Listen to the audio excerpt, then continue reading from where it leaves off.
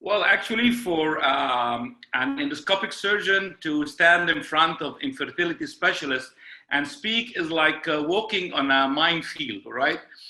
We don't agree on the same principles and we disagree more than we agree.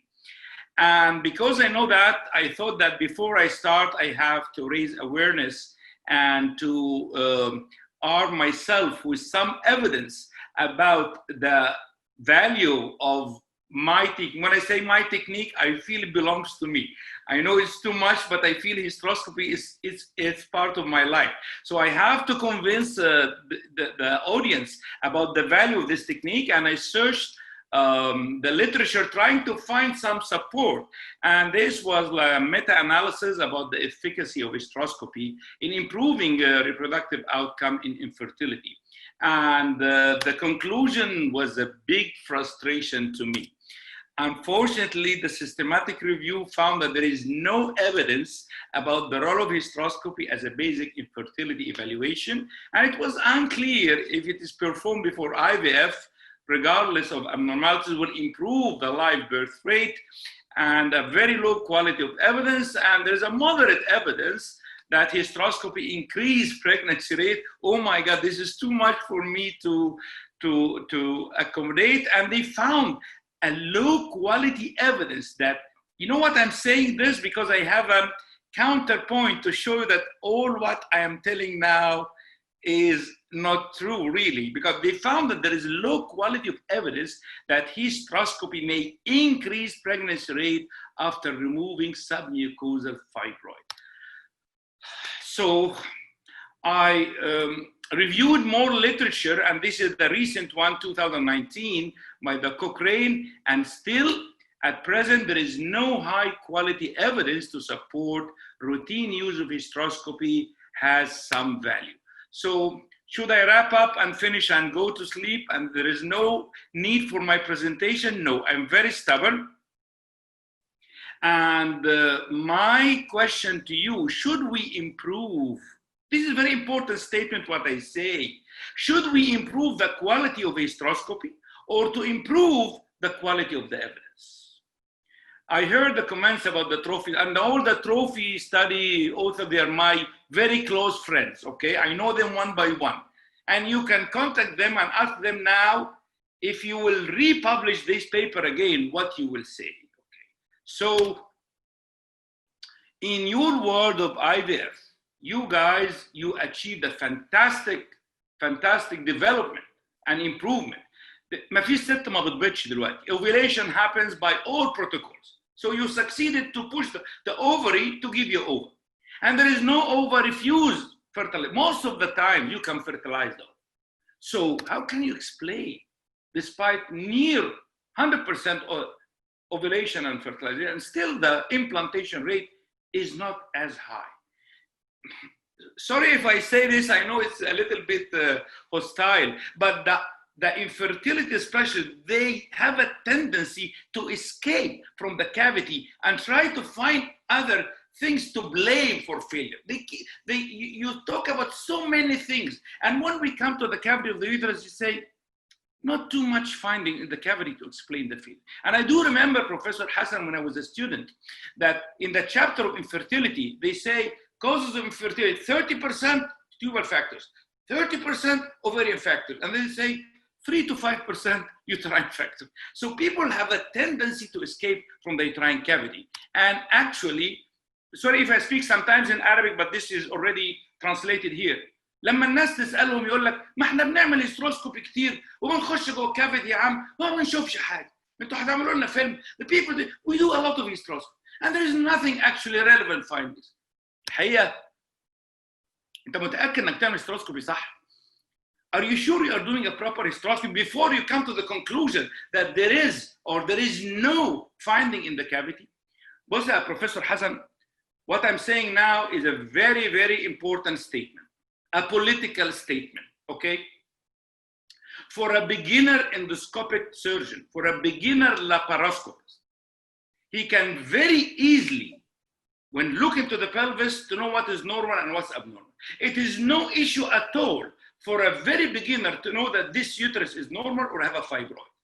For a beginner, it's no problem at all when you put the laparoscope to know that this ovary is normal, ولا في حاجة, ولا في cyst, ولا polycystic.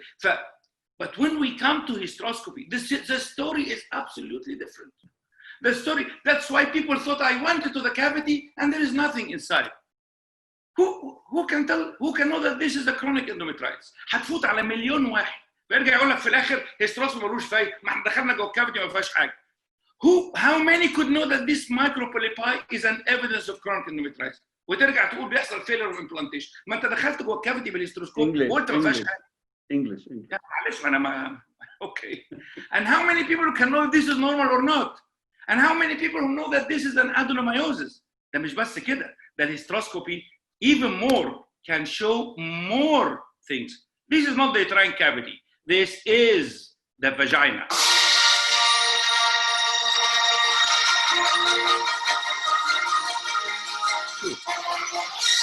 So vaginoscopy can tell you a lot about the situation of a case of infertility. Look at this. Professor Mabruk لسه موجود ولا he left? Okay, you are a man of endometriosis. That's a dye. That's a deep infiltrating endometriosis. Cystic lesion. Yes, I can see. I am sure that most of the audience now, oh my God, we didn't see this before. You have to know how to look well to get the data. So much more findings. And Professor Hassan told me, please tell the people all the tips and tricks. The most frustrating problem in hysteroscopy, we don't see well. That's what you get. This is the Japanese flag with a red circle and the white monitor. Why this happened? Because most of the people do not, or they don't care how to keep good distension of the uterine cavity. Once again, in laparoscopy, Professor Mabruk, you don't have any issue to insufflate the belly. Put the varus needle, you have a distended abdomen, and you can work for 4 or 5 hours. But in hysteroscopy, there is a challenge. The challenge of leakage. The cervix to be whole from the cervix and from the fallopian tube. And you are not using a proper fluid pump. So the cavity is collapsed, and that's what you get. I'm putting the terrible videos. Actually, these videos were posted on the internet by people who thought that they are showing a good instruction. I'm sorry that I have to be a little bit courageous to say, this is not instruction. How can you move a septum like this? By this way. You don't see at all. It should be different. It should be like this. هو ده اللي بقوله يا شباب. This is what I'm telling you. Proper distension. Avoid leakage of the fluid. Expand the cavities. And look at the fundus. Rotate the camera. Rotate the camera. See the ostia. Identify the interstitial part of the ostia. And look at this. How to enter. Slowly gliding. And then you can see the polyp. Unless the cavity is distended, you will not see the polyp.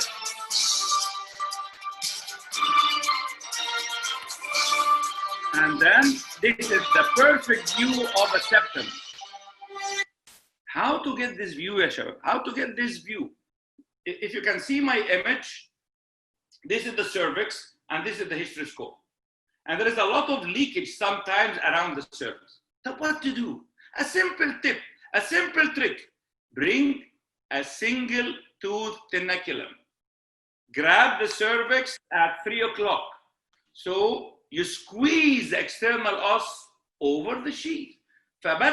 Instead of that, you have a patulous gaped cervix leaking fluid, you tighten the external os. By this, you keep the fluid inside and distend like this.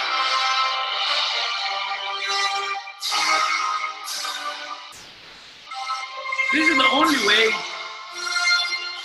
This is the only way to get the view. And then coming back, do we need hysteroscopy? With all my respect to the trophy trial and others and others. Okay. I have a little advice, Professor Hassan, to all the audience. Whenever you read an article, articles are not coming from the Bible or the Quran. Okay? Don't tell me it's published in the Lancet or in the Science. Okay, the editor-in-chief of the Lancet, he publicly announced that, I'm sorry to tell you that 50% of what you read is not correct. This is not Osama Shawky, okay? Go to Google and see. So my advice to you, whenever you read a paper, check the name of the authors. It will be very relevant if you know them. I know that these people by name. So I trust what they say. They say, office hysteroscopy for infertility, is it valuable or not? In a series of more than 500 cases, they found there is abnormal finding in the cavity from 30 to 60%. So before telling me that this article published in Karolinska Institute, blah, blah, no, check who did it. And then it's between you and yourself to trust. Another publication which was actually make a turbulence in the scientific community about the value of hysteroscopy for evaluation of uterine cavity in patients of failed IVF. They found that 500 cases of failed IVF, hysteroscopy revealed 45% abnormal uterine. This is by Olivier, an excellent endoscopic surgeon. And when people criticize him that this is too much high figure, that you say that there are 45% anomalies in failed IVF, and you claim that this is the cause of failure. So the guy continued the study by correction of the intrauterine lesion, and then repeat IVF again. The pregnancy rate jumped to 50% instead of 20%. What are the possible findings in a case of infertility? You could find polyps, you can find fibroids, anomalies, or adhesions. Okay, polyps are very easily diagnosed when you have a proper panoramic view.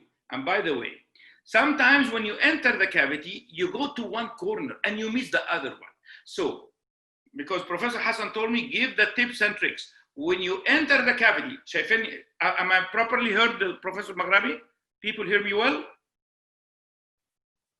When you enter the cavity, just approach the internal os and stop. Please, please don't insert the hysteroscope the same like you insert a uterine sound or a uterine dilator. It's not like this. It is very slow insertion. Give a chance for the water to go before you. خلي المية تسبقك. Give a chance for the water to enter the cavity and separate the uterine walls and then go inside. The situation is different than in laparoscopy. In laparoscopy, you insufflate first and then you go by the telescope. In hysteroscopy, they are done simultaneously. So if you go quickly, you will do friction with the endometrium, you will lose the view and you will not have the panoramic view. So this is going slowly from the, look at this. Look at how slowly you go, how slowly, and then you're inside the uterine cavity and you see the polyp. Okay. Unfortunately, Professor Maghrabi, when you ask infertility specialist what is the impact of a polyp about implantation, the literature states it clearly that any polyp more than 1 centimeter will decrease implantation rate, okay? It is logic. So the problem is not to remove or not to remove. This is not the problem. The problem is, or the question is, how to remove. I can challenge up till now, even in the United States, up to 70% of polypectomy are done by blind DNC. So DNC is like a blind man going with the stick trying to find the spot. You'll never reach it. DNC, in my opinion, is a deliberate crime. So there is no more blind procedures inside the uterine cavity. It should be under vision. How? This is a nice view of a polyp. And the procedure I'm showing to you is in the office, no anesthesia, no dilatation, no speculum, no tenaculum. My dear friends, that's a real time. If you start counting 1, 2, 3, 4, 5, 6, 7. 7 seconds total polypectomy. Under vision, you cut from the base. Look at this one. Definitely you will never miss the polyp if you see one. This is an anterior wall polyp. Actually, every video I can speak 1 hour, how to do it, you know, but I'm giving only 15 to 20 minutes. So this is the polyp. I'm touching the polyp to see the consistency. And then you go and touch the pedicle under vision. And by the way, no worry at all. Please don't worry from bleeding. Take it from me as granted. There is nothing called bleeding in hysteroscopy at all. Even if you remove a fibroid and you see a pumping vessel, ignore it. Ignore it. Don't get panicked. It's not like laparoscopy. Because in hysteroscopy, once you go out, collapse the cavity, the myometrial contractility is strong, it will strangulate the bleeding vessel, same like expulsion of the placenta in childbirth. So there is no worry about bleeding. But for a bigger polyp, if you want to extract it, if you cut the pedicle, it will not come out. Some people still feel comfortable to cut the pedicle and leave it inside. But if you want to remove the whole tissues, you have to resect.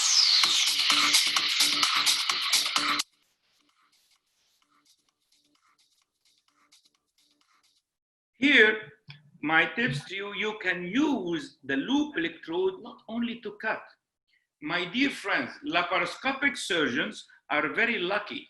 They are privileged to have 1, 2, 3, 4, 5 instruments inserted into the belly, and they have a retractor and they have a suction irrigation. But in hysteroscopy, we have one tool, one instrument. You have to use it for inflow, outflow, and instrument to cut or resect. It's one instrument. So you have to train yourself how to use the electrode as a retractor. So you can see the base, the pedicle. And then you start to cut. Jump over the mat. Push the electrode and squeeze the polyp between the electrode and the uterine wall and cut.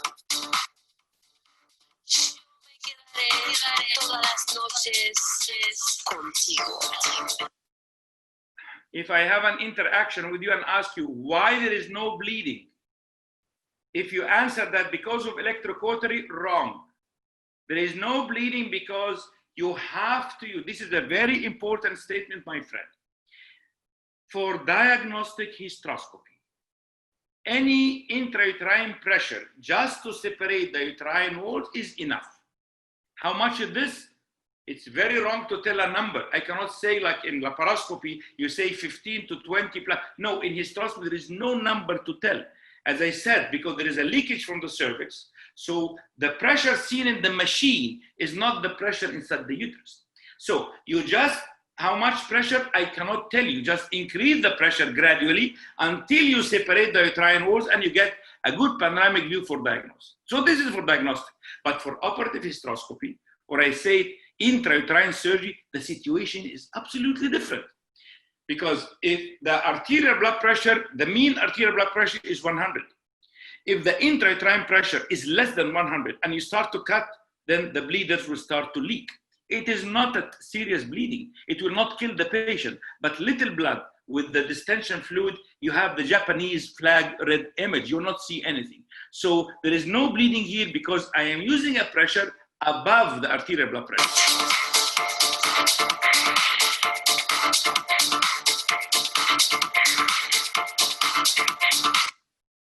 The question comes to your mind now. So Osama, if you are using a pressure higher than the arterial pressure, then an intravasation will happen. Yes, it will happen. Then a fluid overload can happen. Yes. And the patient can die. Yes. So what is the story? The story that intrauterine surgery is limited by time and fluid volume. مفيش حاجة, there is nothing called that 30 minutes or 45 minutes myoma resection. No, you can spend 2 hours for laparoscopic myomectomy. Sometimes people get angry from me that Osama is so stubborn and he's putting limits. Yes, you have to finish. مش عارف تخلص ما تعملهاش. اتمرن لحد ما تعملها. You have to train well to be able to finish the myoma in a short time with average amount of fluid. 2 bottles to 3-4 liters, that's the maximum. And the more important is the fluid deficit. You ask the nurse how much fluid taken and look at the bucket, how much is outflow, and take the deficit. So that's the story. Then I come to congenital uterine anomalies, and everybody looking to this picture will get confused. Is this a septum or a biconium? So take this hint from me. At any hysterography, when you have the angle between both corneas is less than 90 degrees, look at my hand. If the angle between both corneas is less than 90 degrees, this is 100% septum. But if the angle more than 90 degrees, look at this. What is that? We cannot tell. Here we cannot tell. It's either a bicornuate uterus with two separate corneas, or still it can be a broad septum. So here the distinction between two anomalies is by 3D ultrasound. 3D ultrasound is a must for congenital uterine anomalies. This is the triple line endometrial line, the other cavity, and this inverted triangle اللي عامل زي مثلث الجبنه النستو ده هو this is the septum. If you inject saline during sonography, you will have a beautiful picture of sonohysterography and you get an outline of the septum. So what is this 3D? Can you get the diagnosis? This is one endometrial cavity, the other endometrial cavity, and in between black. So in between there are no tissues. That's a bicornuate uterus. Another varieties of a uterine septum. Here, this is that side. Very important to know the tubal ostium is this level, and this is the internal os. This is the cervical canal. So the apex of the septum here reaches midway between the internal, the ostium level. This is the tubal ostium, and this is the internal os. So the septum is midway between the ostium and the internal os. Here, the septum extends all the way till the level of internal os. Here, the septum is all the way uterine, cervical, and vaginal. The technique of a septum is very long, but I just want to stimulate your appetite. We can later on speak in details about, if you're using the resectoscope, dilate the cervix, أوسع لحد كام. If you overdilate, you'll have leakage around. And if you don't dilate enough, the movement of the resectoscope will be very difficult. Again, the story is absolutely different than laparoscopy. To understand the cavity well, achieve a panoramic view with the septum exactly stretched in the middle. Very important, identify the anatomy. This is the tubal ostium, this is the septum, and move the electrode from side to side. Please don't push. بلاش الزق. Move from side to side, make a clean, steady line. Hysteroscope should have a very steady hand, moving from side to side and keeping the ostium in view as your landmark until you finish with this fantastic view. When to stop? When both ostia at the same level. بلاش تقطع أعلى من كده. If you cut more and ending with an umbrella fundus, that's very dangerous. There is no perforation yet, but she definitely will have a ruptured uterus during pregnancy. So this is the end point. بسرعة كده quickly. No need to leave a balloon or an IUCD. No need to give hormones after that. Just leave her alone. When she can go for an IVF, when this area is epithelialized. How much time it takes? من شهرين ل3. 2 to 3 months, and send her for IVF or start induction. Again, that's the technique. Enjoy. Septum release for incision. It's a very broad septum, and from side to side and cut. Again, tubal ostium is your landmark. You see that? Observe the retraction. هنا عايز أقول نصيحة مهمة, an important point. When you cut into the septum, work slowly and give a chance for the fluid distension to add more hydrodissection. عارف الترزي لما يشد توب القماش ويضرب فيه المقص تلاقي توب القماش سرح. The same idea. Give a chance for hydrodissection to cut. خلي المية تقطع الأول وأنت امشي وراها. Let the water do the job and then you follow. التكات دي مش مكتوبة في كتاب. مش هقولها. Let the water start. المية عارفة سكتها. بتمشي في السكة الصح. Let the water to start the dissection and then you go by the electrode. observe the retraction until you reach the fundus. Professor Hassan, when you reach the fundus, the story changed. The septum surgery is not just cut and forget. When you start down, use a high fluid pressure and high diathermy. The more you climb up, decrease the fluid pressure. قلله وإلا هتخرم. Decrease the electrocautery to avoid thermal spread. And you have to be very clever in handling the inflow and outflow. القصة طويلة يا شباب. القصة مش هقطع وخلاص. You have to know how to handle the inflow. Very few people aware about this. It's not just like laparoscopy, you put the insufflator على 20 وتقعد تشتغل. هنا you have to, you yourself, not the nurse, to continuously and dynamically control the inflow and outflow. When you reach the fundus, work slowly.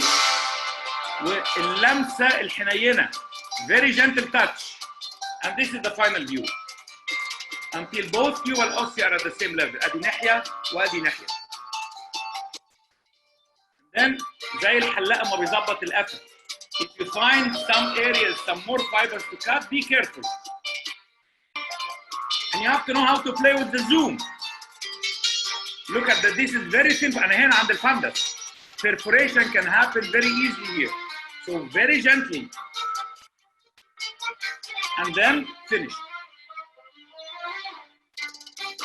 So this is one ostia, septum release, other ostia to finish.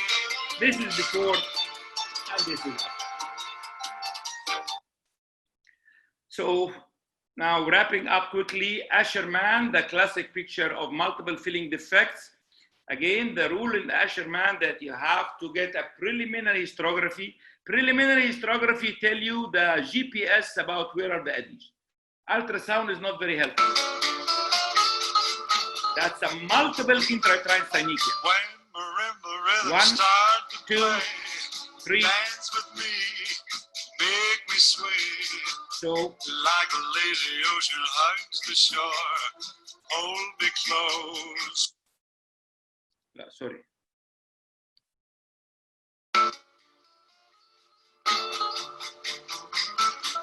When marimba rhythms start to play, dance with me, make me sway. Using the scissors, gently cut into the adhesion. Again, the rule of hydrodissection. Slowly cutting, give a chance for the water to do part of the job. Stay with me, sway with me. Ostium is exposed. Other dancers may be on the floor. Look at the next side. Yeah, but my eyes will see only you. Only you have the magic technique. When we sway, I go weak. Cut. Look at the next one. Look at this part. Look at this band of adhesion. Just. Okay. So the rule, this is the last part, the fibroid. So the rules for the Asherman, please don't use the electrocautery. In septum, you can use the scissor or electrocautery. In Asherman, they have a very little endometrium, so using the cautery will destroy the residual she has. Use only the scissor. In Asherman, you have to leave her a balloon, we have to give her hormones, and we have to do a redo surgery. Asherman is a long story to talk about. Then we finish by the hot topic with intrauterine fibroids.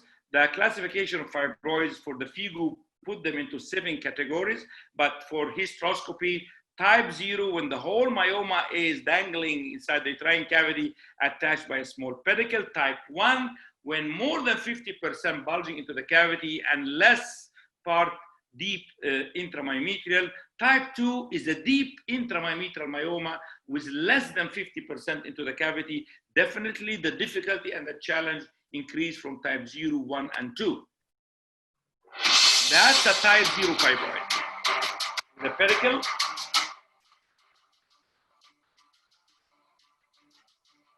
Touching the pedicle for hemostasis.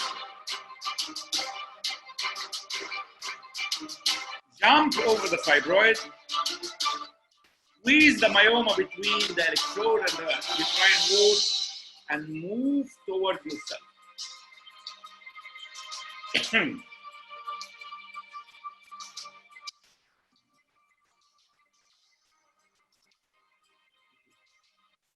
So again, the key in any intrauterine surgery, number one, achieve a proper distension. تقول لي أعرف إزاي? How could I know? When you see uterine walls away and you can have a panoramic view. This is proper distension. Number two, in the myoma, bypass the myoma.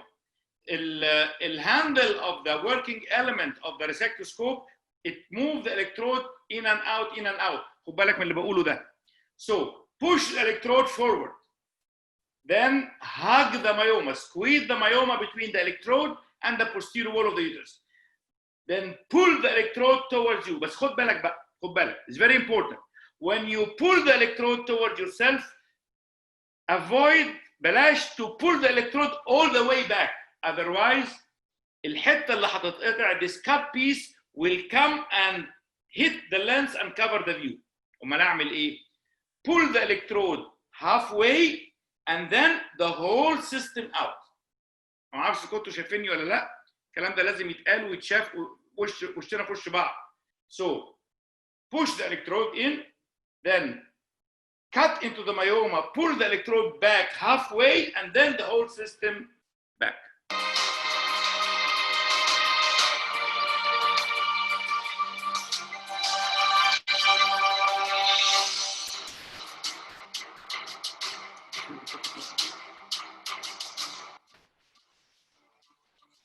You can use the electrocautery to cut like this.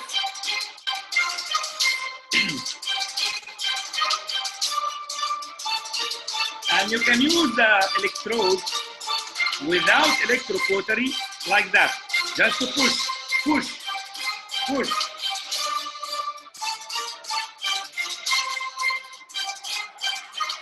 And then fine retouching until you see this circular interlacing fibers, which is the myometrial layer. This is the end of the procedure.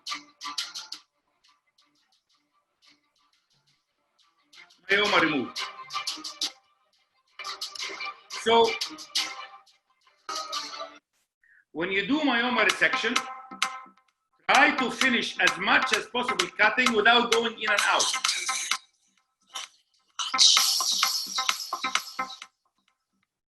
يعني اللي أنا عايز أقوله, when you are cutting into the myoma, avoid to go in and out totally each time, because if you go out to take the resected parts outside of the uterus, the cavity will collapse, little bleeding will happen. When you go in again, forget it. مش هتشوف حاجة خالص. So you have to keep inside the cavity as much as possible لحد ما الدنيا ما تزحم خالص when it is very crowded. وهنا طبعا في تكات كتير قوي زي how to avoid crowded cavity. And then you can clean the cavity. Look at this.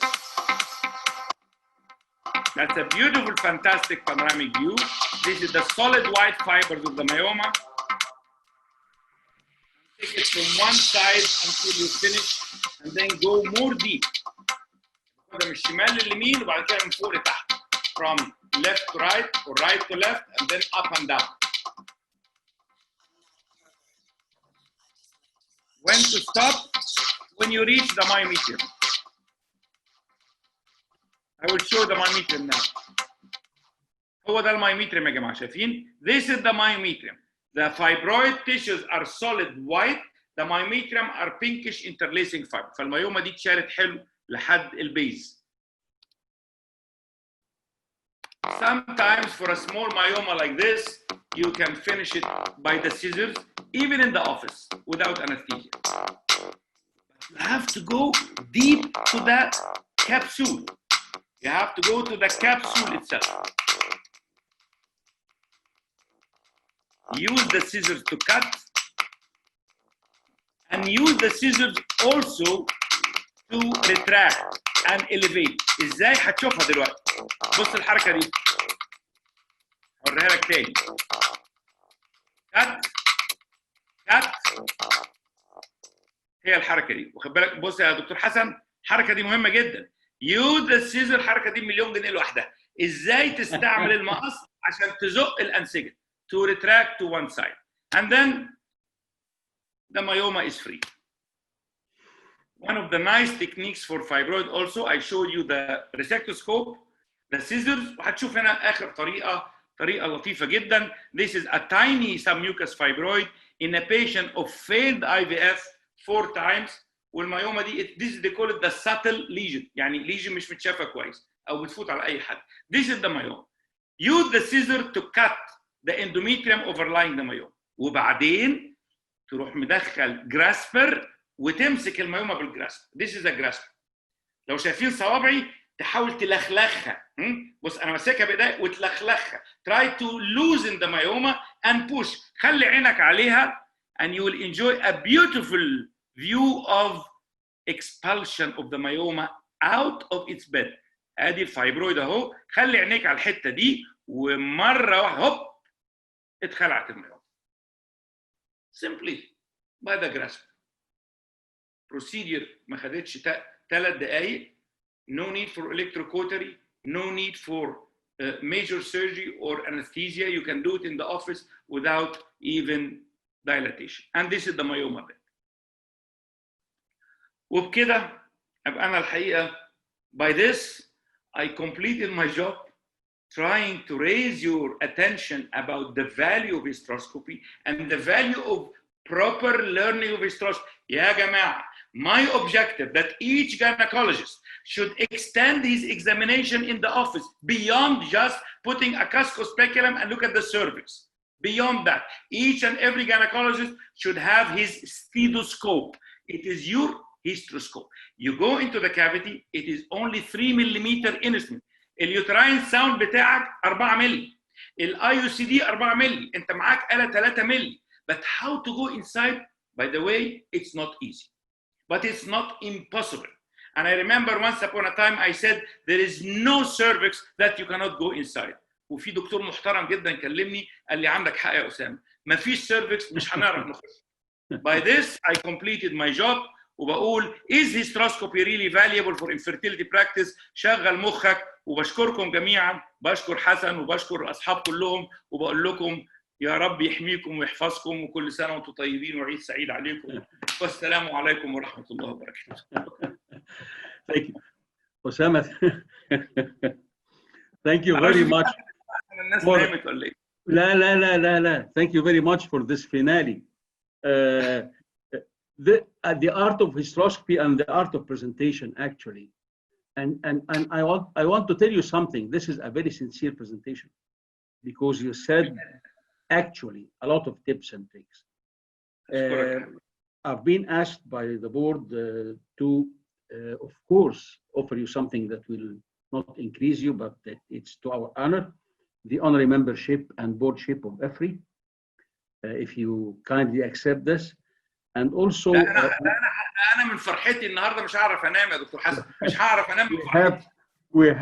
We have also a very nice group on Facebook. It is a group for ART, and we would like to invite you to produce some small videos on this group. This group now has more than 2,000 attendees and from all over the world. And third thing, after Professor Salah finishes his course, we start in October 2 courses. We want you to be with us in these 2 courses to teach this art of hysteroscopy. And also, if we succeeded to overcome this corona and we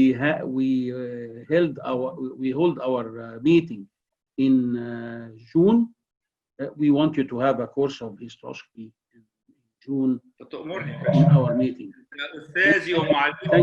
No, thank you indeed, my friend. And I want also to thank Sherry for being with us till this late hour in night. But I think you enjoyed Osama very much also because it's another type of presentation. I liked it a lot. It's so nice to see your passion. Yes, it's nice. It's nice. He's a star. In Egypt, he's a star. Plus being an artist. I can imagine. Yes. Osama, the voting, please. The voting. Can you comment on the voting? So what is the commonest lens angle? مين اللي هيعملوا voting دلوقتي هم ولا ايه يا حسن؟ عملوا كويس. So about the lens choice in laparoscopy we use the 0 and the 30, but definitely in hysteroscopy that excellent answer correct. by most of the audience 30-degree. And let me tell you why, Hassan, 30-degree, because in laparoscopy with the 0-degree angle, you can turn the scope to look left and right. But in hysteroscopy inside through the cervix, you don't have the privilege to turn the telescope to the left and the side. So this is the value of the 30-degree. When you rotate the lens clockwise and anti-clockwise, you can look to the side walls. If you rotate upside down, you can see the posterior. So excellent answer. Also, we use the 12-degree for some operative case, but the correct answer is 30-degree. The second question, vaginoscopy can be useful in diagnosis of the following except cervical tears. Definitely all of them. The aim of this question to deliver the message that vaginoscopy can show so many findings inside the uterus. So this is good. The third question, complications associated with glycine distension.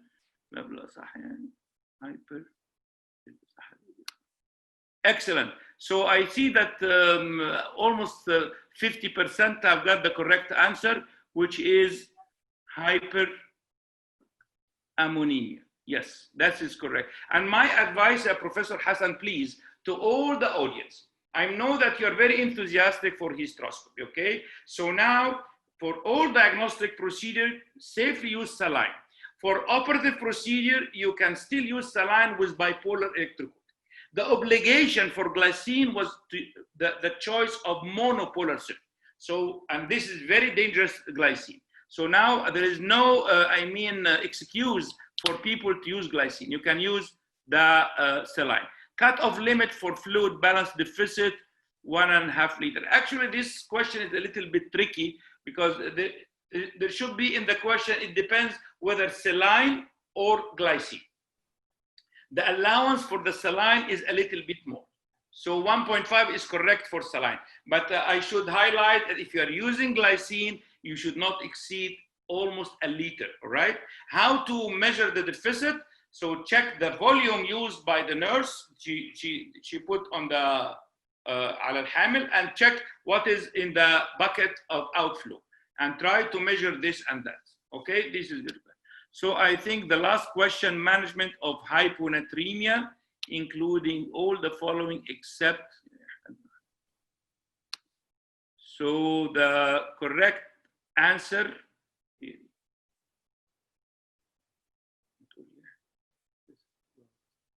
This is wrong. So I think that most of the audience have got it. That positive inotropic is not, yes, except. This is correct. And diuretics is accepted. So I think that most of our audience are expert hysteroscopists. There are some little wrong answers, which mean that we need more and more orientation and training.